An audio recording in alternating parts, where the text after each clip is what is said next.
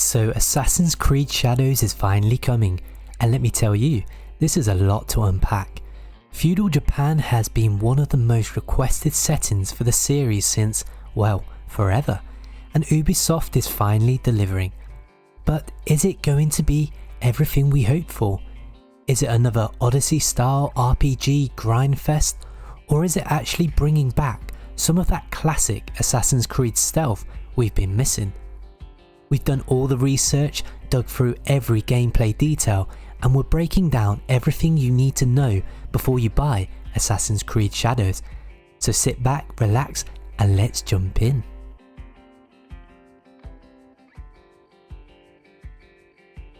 So let's start with the world. Feudal Japan is the perfect setting for an Assassin's Creed game, and Ubisoft seem to be going all out on it.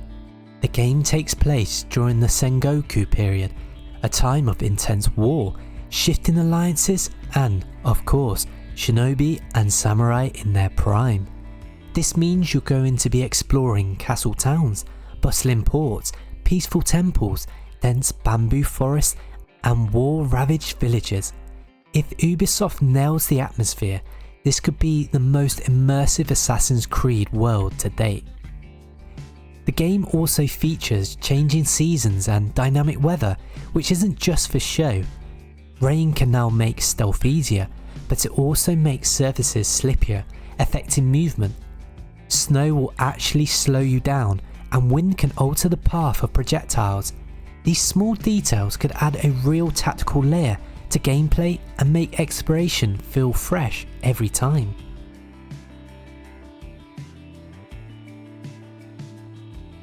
For the first time in an Assassin's Creed game, we're getting two playable protagonists with distinct playstyles: Naoe, the Shinobi assassin, and Yasuki, the samurai warrior.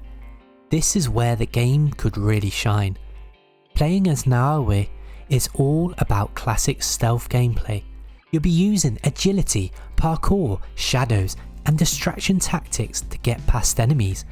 Expect wall running, grappling hooks, smoke bombs, and hidden blades, all straight out of the ninja playbook. Meanwhile, Yasuki is a completely different beast. He's a powerful samurai who fights head on. He's got heavy armor, brute force, and deadly katana strikes, making him the go-to choice for those who love direct combat. This split dynamic could make for one of the most exciting gameplay experiences in the series to date.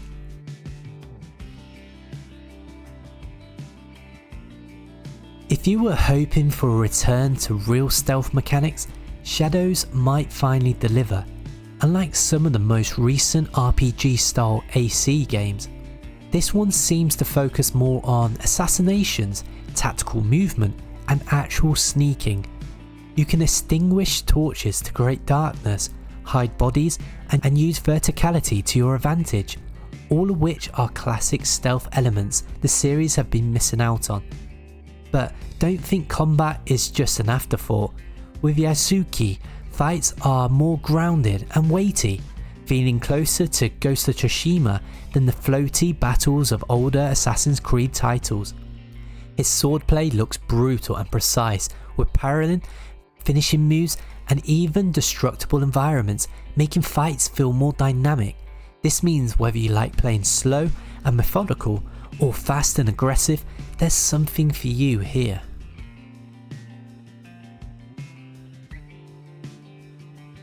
Another exciting feature is the spy network system. As Naoe, you can gather intel, recruit allies, and build an underground network to help with missions. This means before you even strike, you can manipulate the battlefield, expose enemy weaknesses, or even assassinate targets without ever stepping foot in the compound. On top of that, you can build and customize your own hideout, where you train recruits, forge new gear, and even decorate the space how you want. It's almost like a mix between Brotherhood's assassin headquarters and an RPG hub, which could add a lot of replay value.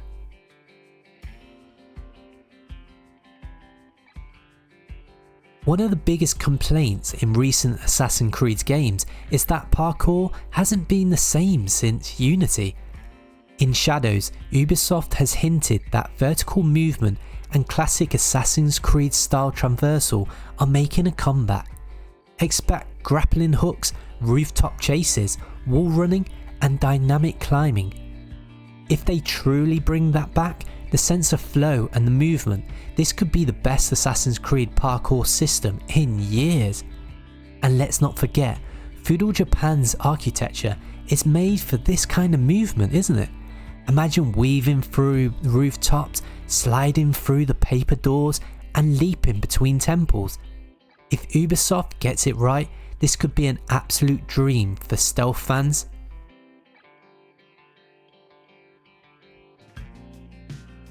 Of course, a great setting means nothing without a good story. Shadow takes place in the Sengoku era, a time of chaos and political warfare. The inclusion of Yasuki, who was a real-life African samurai they say, is also a huge deal. His story is one of the most fascinating untold narratives in samurai history, and Ubisoft has a real chance to bring him back to life in a meaningful way. However, not everyone is happy about the way Ubisoft is handling the story. Many Japanese players and historians have expressed concerns about the historical inaccuracies and the way Feudal Japan is being portrayed. The inclusion of Yasuki as a main character has sparked debate, and his real life history is not as well documented as Ubisoft is portraying. Some feel that Ubisoft is over westernizing the narrative and missing out on a core aspect of true Sengoku era Japan. If the writing isn't careful, this could end up being one of the most diversive stories in the Assassin's Creed franchise. And I was recently in Japan, and I tell you what, Assassin's Creed Shadows wasn't actually advertised there, so that could say everything you need to know.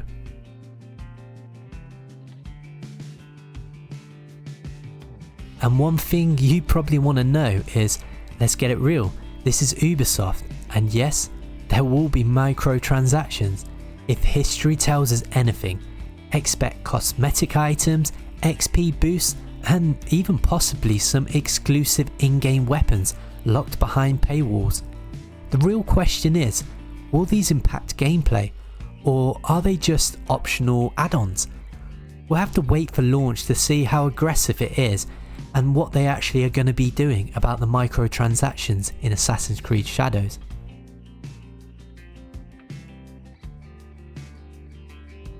So this is the section I love to do, the reasons for and against buying this game. So let's start with the reasons to buy. Feudal Japan's setting, a long awaited dream for Assassin's Creed fans, finally realised with some stunning visuals and a detailed open world.